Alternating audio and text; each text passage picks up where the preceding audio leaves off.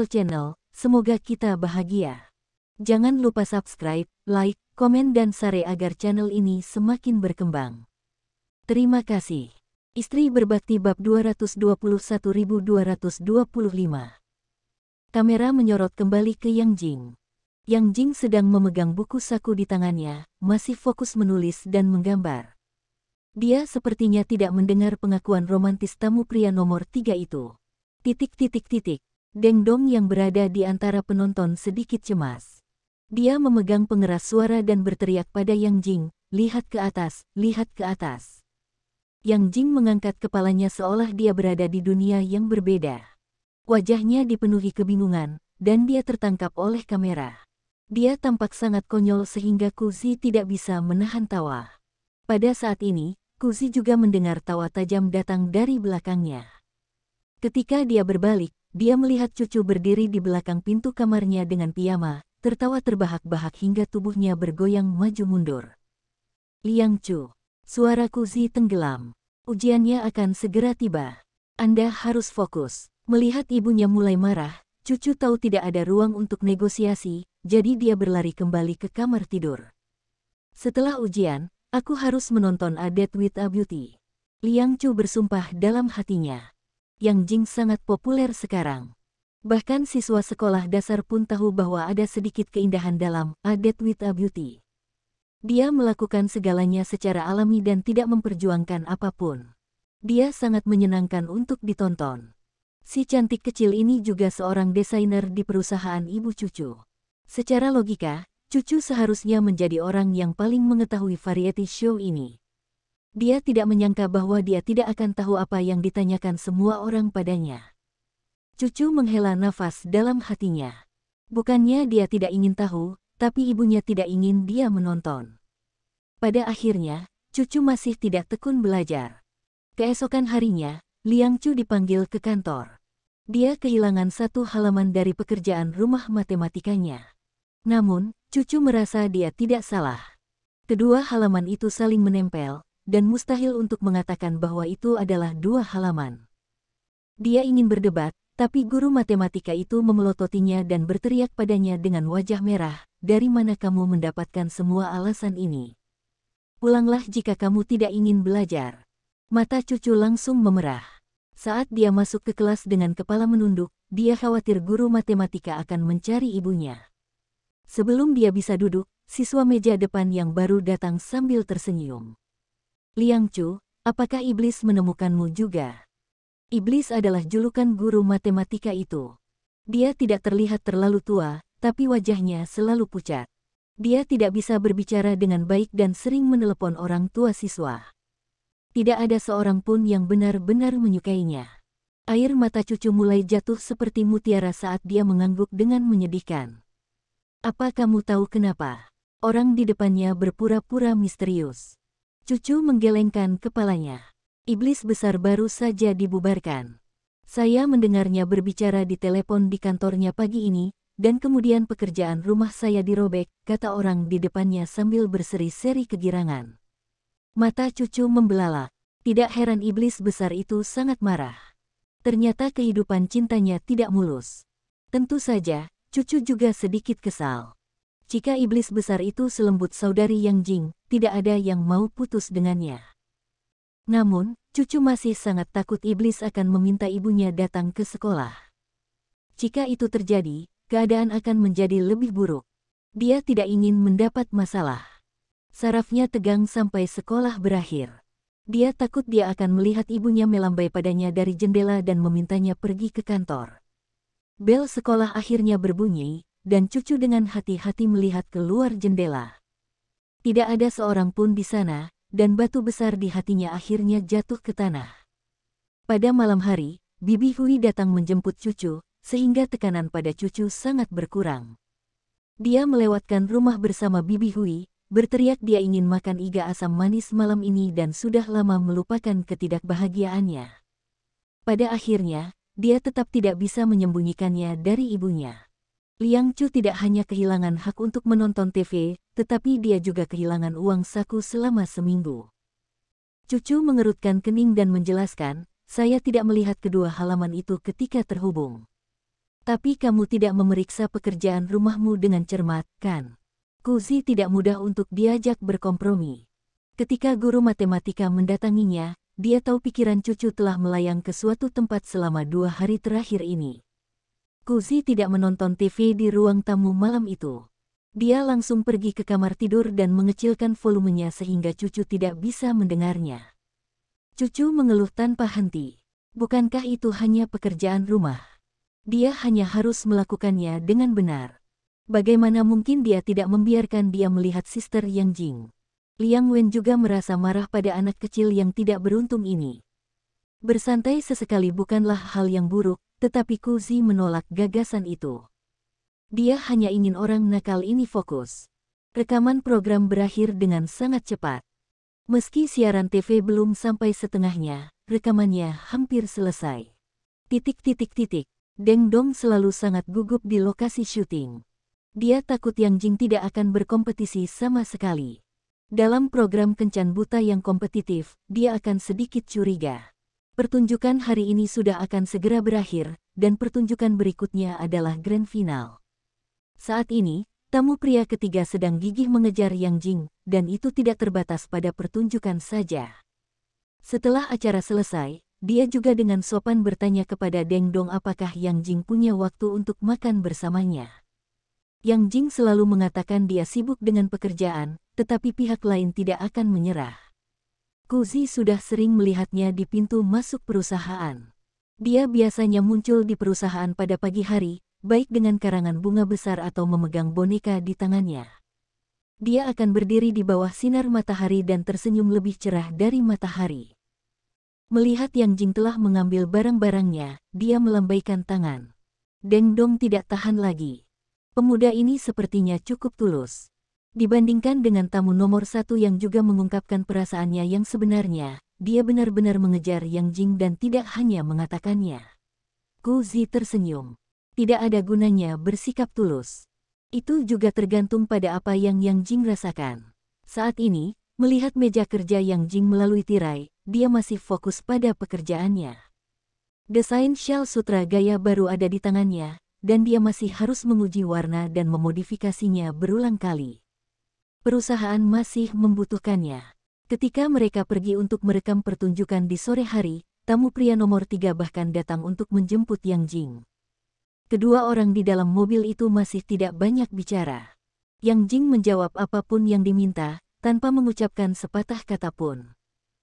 Tamu pria itu merasa sedikit malu, tapi dia juga merasa Yang Jing sangat jujur dan manis. Dia merasa bersemangat. Ketika hampir waktunya rekaman, dia akhirnya tidak bisa menahannya lagi. Dia menghentikan mobilnya dan bertanya pada Yang Jing, "Nona Yang, jadwal tim festival hari ini adalah pilihan terakhir. Kamu tahu, apakah rekamannya akan segera berakhir?" Yang Jing tampak seperti baru bangun tidur dan tidak tahu apa yang akan mereka rekam selanjutnya. Hal ini selalu ada dalam pikiran Deng Dong. Tugas sehari-hari Yang Jing adalah menjadi maskot yang baik, dan yang terpenting adalah berpartisipasi. Ya, tamu pria nomor 3 tersenyum dan mengangguk. Ini akan berakhir dalam beberapa hari. Dia menatap Yang Jing, matanya bersinar. Yang Jing masih memikirkan rencana desainnya, jadi dia tersenyum dan mengangguk. "Nona Yang, saya tidak ingin semua ini hanya menjadi pertunjukan." Tamu laki-laki nomor 3 menjadi serius, senyuman di wajahnya tidak berkurang sedikit pun. "Kamu tahu bagaimana perasaanku, kan?" Yang Jing tidak tahu bagaimana harus bereaksi, tetapi melihat sikap pihak lain yang sedikit serius, dia tidak bisa bersikap bodoh lagi. "Saya tahu, Tuan Wu." Yang Jing menghindari tatapannya dan memikirkan cara menolaknya. Tanpa diduga, jari tegas tamu pria itu memutar-mutar rambut panjangnya dan tatapannya menjadi lembut. "Tidak apa-apa jika kamu tidak setuju. Kamu hanya perlu tahu bahwa seseorang selalu menyukaimu." Wajah Yang Jing memerah dalam sekejap. Dia menundukkan kepalanya dan tidak berani menatap tamu laki-laki itu. Dia hanya merasakan perasaan aneh di hatinya. Dia tidak terlalu rileks dan juga tidak terlalu kesakitan. Saat mereka sampai di lokasi syuting, Deng Dong sudah ada di sana. Dia melambai pada Yang Jing dari kejauhan. "Di sini, Yang Jing. Syuting akan segera dimulai, tetapi rambut Yang Jing belum." Selesai, riasannya belum selesai, dan dia masih mengenakan pakaian sehari-hari. Deng Dong sangat cemas hingga dia berkeringat. Dia mengira mereka telah kawin lari. Apa yang kalian bicarakan? Deng Dong takut Yang Jing akan berterus terang dan memberitahunya bahwa dia ada di sini untuk beriklan, jadi dia harus menyerah pada gagasan berkencan sesegera mungkin. Ini masalah kecil, wajah Yang Jing masih tidak menunjukkan banyak ekspresi. Tamu laki-laki nomor 3 sudah memakai bedak ketika dia sedang mengeriting rambut. Dia telah berganti pakaian menjadi kemeja hitam, dan sosok tegapnya terlihat samar-samar di balik bahan sutra. Dia sengaja berjalan melewati Yang Jing. Aku pergi dulu. Yang Jing menganggukkan kepalanya dengan kaku. Dia tenggelam dalam pikirannya sendiri untuk waktu yang lama. Apa yang salah? Deng Dong melambaikan tangannya di depan matanya dan tersenyum misterius. Apakah kamu tergerak? Setelah menonton begitu banyak episode acara tersebut, Kuzi akhirnya memahami kepribadian Yang Jing dan mengapa dia begitu populer. Yang Jing bukanlah orang yang fasih berbicara, tetapi dia akan mencoba yang terbaik untuk mengungkapkan pikirannya dengan jelas. Sekalipun metodenya kikuk, dia akan berusaha sebaik mungkin untuk tidak membiarkan orang lain salah memahami perasaannya. Jika tamu wanita lainnya seperti ikan cantik di lautan, mengejar dan bermain di air setiap hari, Yang Jing seperti ubur-ubur, berputar di air dan sebagian besar hidup di dunianya sendiri. Pada awalnya, semua orang mengira kecantikan dingin ini memiliki aura yang tidak dapat didekati dan mungkin sulit untuk diajak berteman. Namun, ketika mereka perlu berinteraksi dengannya, semua orang menyadari Yang Jing adalah orang yang sangat sederhana. Tamu wanita lainnya semuanya seperti putri, menyiapkan pakaian dan menyiapkan makanan. Semua urusan sepele diserahkan kepada asisten, dan mereka tidur siang di waktu luang. Di sisi lain, rutinitas sehari-hari Yang Jing selalu memegang gambar desain dan berpikir dengan pena di mulutnya. Saat makan, dia sering duduk bersama Deng Dong dan makan siang. Mereka semua adalah orang-orang yang harus kembali ke perusahaan untuk bekerja setelah selesai rekaman. Ketika ada topik umum untuk dibicarakan, Yang Jing tidak akan pernah peduli dengan kebahagiaannya sendiri. Dia juga akan menjaga emosi tamu wanita lainnya. Dia akan bercanda dari waktu ke waktu, yang membuat pesonanya meningkat tajam. Di episode terbaru acara tersebut, pertanyaan pembawa acara lebih tajam. Mari kita semua memberi nilai pada diri kita sendiri. Mari kita lihat apakah skor yang kami berikan sama dengan skor yang diberikan tamu di sisi lain kepada Anda di dalam hati mereka. Lokasi syuting menjadi tenang, dan semua orang dengan serius memikirkan kekuatan dan kelemahan mereka sendiri. Deng Dong memperhatikan Yang Jing menulis angka terang di papan kecil, 80. Alis Deng Dong berkerut. Bukankah buruk jika menjadi begitu rendah? Dia berjalan ke samping dan menatap tamu wanita kedua. Dia memiliki tulisan 95 di papannya, yang merupakan perbedaan besar. Dia buru-buru memanggil Yang Jing dari belakang, tulis lebih banyak. Yang Jing mengerti dan mengubah skor di papan tulis. Kemudian, dia kembali ke dunianya sendiri dan mulai mencoret-coret kertas di atas meja. Baiklah, semuanya sudah selesai. Pembawa acara melihat sekeliling dan memberi isyarat agar kamera memperbesar. Mari kita lihat skor tamu wanita. Nomor 1 mendapat 98 poin. Nomor 2 memberi dirinya 95 poin, dan bahkan nomor 3 yang berpenampilan paling biasa pun memberi dirinya 97 poin. Kamera menyorot kembali ke Yang Jing. Yang Jing dengan malas mengangkat papan di depan pembawa acara, dan mata pembawa acara langsung melebar. Tamu wanita nomor 4 kita memberi dirinya 85 poin. Senyum pembawa acara sedikit bingung.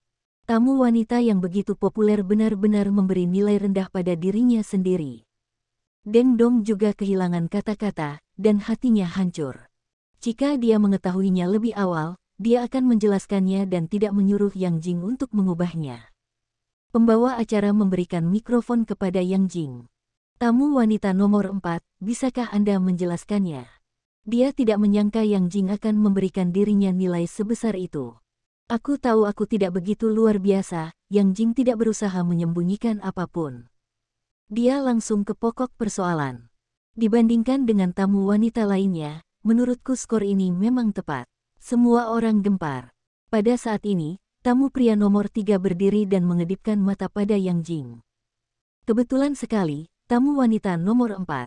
Saya juga memberi diri saya skor yang sama.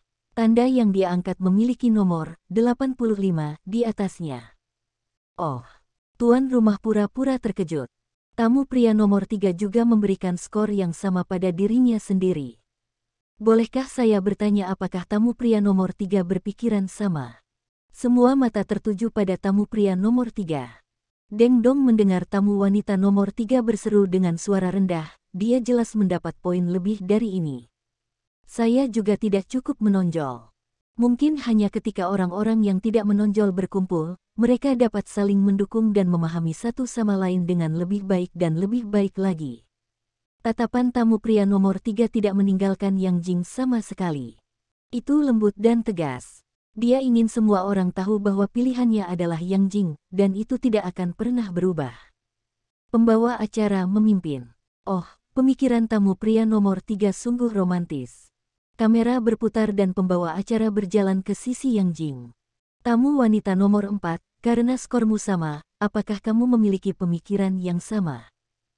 Pikiran Yang Jing menjadi kosong sesaat, tapi dia segera sadar kembali dan menggelengkan kepalanya dengan lembut. Tidak. Kami berbeda. Oh, mengapa kamu mengatakan itu? Pembawa acara tanpa sadar melangkah lebih dekat ke mikrofon di tangannya. Bukankah tamu pria nomor 3 adalah tipemu? Tidak, dia terlalu sempurna, kata-kata Yang Jing tertahan di perutnya. Dia ingin langsung menolaknya tetapi ragu-ragu ketika dia melihat tatapan penuh gairah dari nomor 3.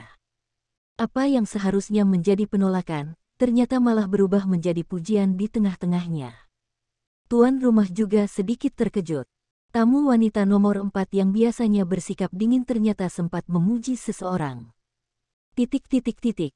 Dia buru-buru memberikan mikrofon kepada Yang Jing, menyipitkan mata kecilnya dengan tatapan bergosip, mengisyaratkan dia untuk melanjutkan. Sepertinya tamu wanita kita mempunyai opini yang sangat tinggi terhadap tamu pria nomor 3. Lalu, Yang Jing tidak tahu apa yang sedang terjadi. Kepalanya berdengung hari ini dan dia tidak bisa memikirkan apapun. Dia bertemu dengan tatapan tamu pria nomor 3, Wu Tong, dan wajahnya memerah sampai ke telinganya. Oh, pembawa acara sepertinya memahami sesuatu dan menarik kameranya lagi. Mungkin lebih mudah bagi orang yang mirip untuk menghargai satu sama lain. Perkembangan berikut dibiarkan dikenang oleh penonton. Pada minggu ini juga Cucu, yang tidak memiliki kesempatan untuk menonton televisi, akhirnya menyelesaikan ujian tengah semesternya. Skor dirilis pada sore hari. Dia mendapat nilai 99 untuk bahasa Mandarin, 98 untuk bahasa Inggris, dan 95 untuk matematika. Dia juga mengeluh kepada ibunya dengan suara pelan bahwa dia telah menulis soal matematika dengan benar, tetapi ketika dia menghapus jawaban dari pertanyaan sebelumnya, dia secara tidak sengaja menghapus jawaban dari pertanyaan tersebut. Di sore hari, dia bahkan mengumpulkan keberanian untuk berunding dengan iblis besar, tapi dia mengabaikannya. Kuzi melihat pertanyaan di kertas ujian Cucu dan merasa itu sangat disayangkan. Meski terhapus, tidak sulit untuk melihat tanda jawaban aslinya. Jika dia tidak kehilangan 5 poin ini, maka Cucu akan mendapat nilai penuh. Tampaknya anak itu telah melalui banyak hal selama periode ini. Hati Kuzi melembut dan dia setuju untuk membiarkan Cucu menonton TV, tapi dia hanya bisa menontonnya selama 2 jam sehari. Hal ini membuat Cucu sangat bahagia sehingga dia bahkan tidak mau makan ketika sampai di rumah dan langsung menonton TV. Saat ini, televisi masih menayangkan Yang Jing yang lama. Cucu memandang Yang Jing, yang tidak tertarik pada siapapun di televisi, dan tiba-tiba merasa bahwa Chen En benar. Yang Jing tampak sedikit kedinginan. Namun, Cucu masih punya sedikit harapan. Besok adalah akhir pekan, dan dia bisa mengikuti ibunya ke perusahaan dan bertanya langsung kepada Sister Yang Jing. Masih banyak siswa di kelas yang menyukai saudari Yang Jing dan menginginkan tanda tangannya.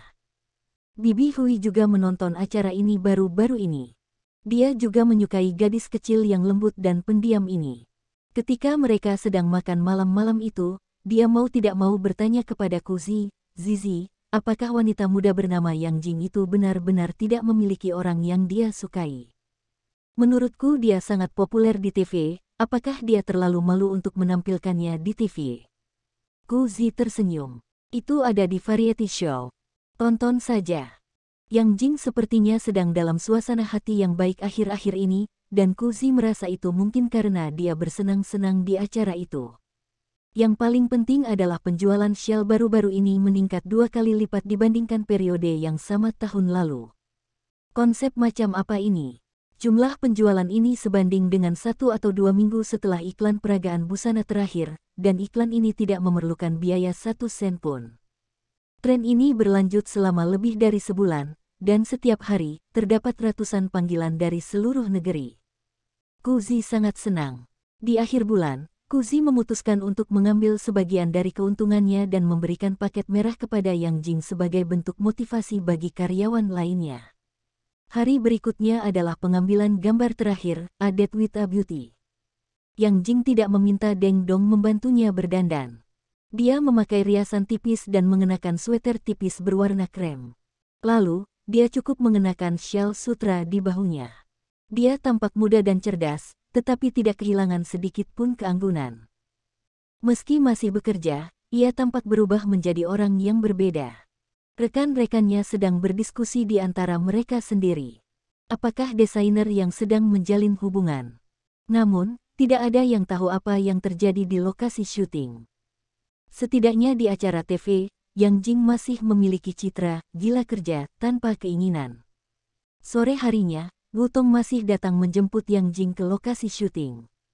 Kali ini, orang-orang yang bergosip melihatnya dengan jelas. Orang di dalam mobil itu adalah tamu pria nomor 3. Ku Zi tertawa. Mulailah bekerja. Jangan hanya menonton. Ada pesta perayaan hari ini, jadi kamu harus menyelesaikan pekerjaanmu. Semua orang semakin penasaran. Mereka akan menunggu Yang Jing kembali lagi nanti sehingga mereka bisa menanyakan sesuatu padanya. Faktanya, Ku Zi sudah memiliki jawaban di dalam hatinya. Dia mengerti dari ekspresi Deng Dong. Kedua anak muda ini mungkin sudah mempunyai perasaan terhadap satu sama lain. Di pesta perayaan malam itu, cucu menempel pada Yang Jing seperti ekor kecil, meminta tanda tangan dan foto grup. Dia terus memanggilnya, "Bos." Akhirnya, Yang Jing merasa kesal. Yang Jing berjongkok dan memegangi wajah cucu. Dia bertanya padanya setengah tertawa, "Cucu, tahukah kamu seperti apa rupamu?" Cucu tertawa bodoh. "Aku tidak tahu. Kamu seperti paparazi." Yang Jing dengan kejam menggaruk hidung kecilnya. "Cucu tahu apa itu paparazi. Saudari Song Mei telah menyebutkannya sebelumnya. Itu adalah seseorang yang mengambil foto di belakang selebriti dengan kamera. Dia yakin dia bukan paparazi. Dia belum punya kamera. Namun, cucu ekor kecil memang seorang reporter malam itu. Banyak teman baiknya yang ingin tahu lebih banyak tentang Yang Jing, jadi mereka meminta cucu untuk datang dan bertanya padanya." Saat ini, laci cucu dipenuhi dengan segala jenis makanan ringan, dan semua orang berharap dia bisa membantu. Awalnya, cucu bertanya atas nama Chen En. Dia mengangkat pensil dan meletakkannya di dekat mulut Yang Jing seperti seorang reporter mengantarkan mikrofon. "Bos, apakah kamu benar-benar tidak menyukai siapapun?" Sisi pun berlari sambil memegang sendok kue di tangannya. "Tidak menyukai siapapun." Wajah Yang Jing memerah, mungkin karena dia terlalu banyak minum hari ini. Dia memandang cucu dan Sisi dan ragu-ragu sejenak, tapi dia masih tersenyum dan menggelengkan kepalanya. Wah!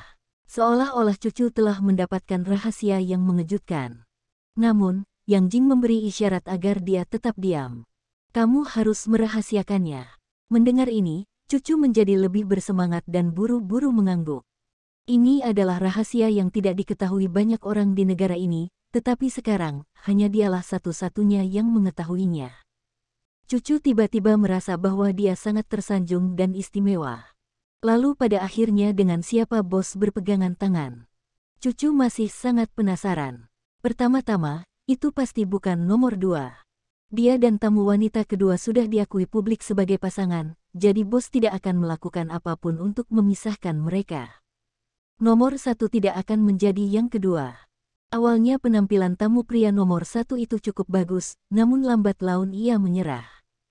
Dia egois dan punya kaki di 2 perahu. Popularitasnya sudah lama hilang, dan bos mungkin tidak akan menyukainya. Tinggal nomor 3 dan nomor 4. Kedua tamu pria ini tampan dan lembut. Nomor 4 bahkan memainkan piano dengan baik, yang hampir membuat Cucu menjadi gila karena iri. Cucu sudah memikirkan bagaimana tamu pria keempat akan memainkan Mariage Demer untuk bos di akhir pertunjukan. Itu terlalu romantis, dan Cucu tidak sabar untuk melihatnya. Tapi Yang Jing menariknya kembali ke dunia nyata. Saya tidak berpegangan tangan. Kamu tidak berpegangan tangan. Semua orang menoleh serempak. Hanya tamu wanita yang tidak cukup kompetitif yang tidak mau berpegangan tangan. Yang Jing sudah sangat populer, tapi dia juga tidak berpegangan tangan. Di mana nomor 3 yang dia kejar? Betapa sedihnya dia. Atau lebih tepatnya, dia tidak akan memegang tangan orang lain, kan? Ya, kami tidak berpegangan tangan. Yang Jing tersenyum. Semua orang akan tahu kapan acara itu disiarkan. Deng Dong bereaksi lebih cepat. Itu benar. Bukankah kita pergi ke sana untuk beriklan? Aku tidak berharap terlalu banyak tentang cinta. Dia mengedipkan mata pada Kuzi, memberi isyarat agar semua orang terus minum. Cucu juga sedikit enggan. Dia masih ingin mendengarkan cerita lengkapnya. Ibunya dan orang dewasa itu cukup sabar untuk menunggu hasilnya secara perlahan, tetapi Cucu tidak bisa menunggu. Yang Jing toh tidak suka minum, jadi dia duduk di sofa di tempat istirahat dan memberitahunya perlahan. Pada akhirnya, tamu pria nomor 1 bergandengan tangan dengan tamu wanita nomor 3. Ini awalnya membujuk dan menipu, tapi tamu wanita nomor 3 begitu tersentuh hingga dia menutup mulutnya dan menangis lama sekali. Semuanya terjadi begitu cepat sehingga Yang Jing tidak tahu apakah mereka sedang menjalin hubungan. Tamu pria dan wanita kedua terlihat jelas bagi semua orang. Meskipun ada tawa dan keributan di acara itu, keduanya sangat rukun, dan interaksi di luar panggung juga sangat lucu. Tamu pria nomor 3 dan 4 tidak berpegangan tangan. Tamu wanita nomor 1 itu pernah melancarkan serangan sengit terhadap mereka berdua. Nomor 4 pada awalnya setuju, tetapi karena kepribadian mereka yang tidak cocok, mereka tidak berjalan bersama sampai akhir. Setelah mendengar ini, mulut Cucu tidak bisa menutup untuk waktu yang lama. Ini terlalu menarik. Tapi, bagaimana dengan nomor 3? Bukankah dia sedang menjalin hubungan? Yang Jing tersenyum.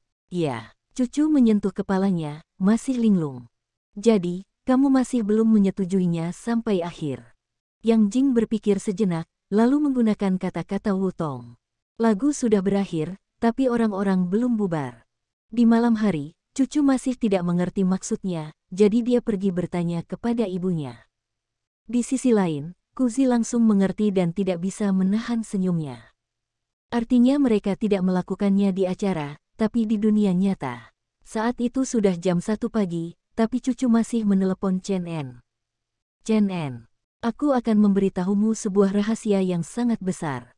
Bersambung, terima kasih telah menyaksikan dan mendukung channel ini.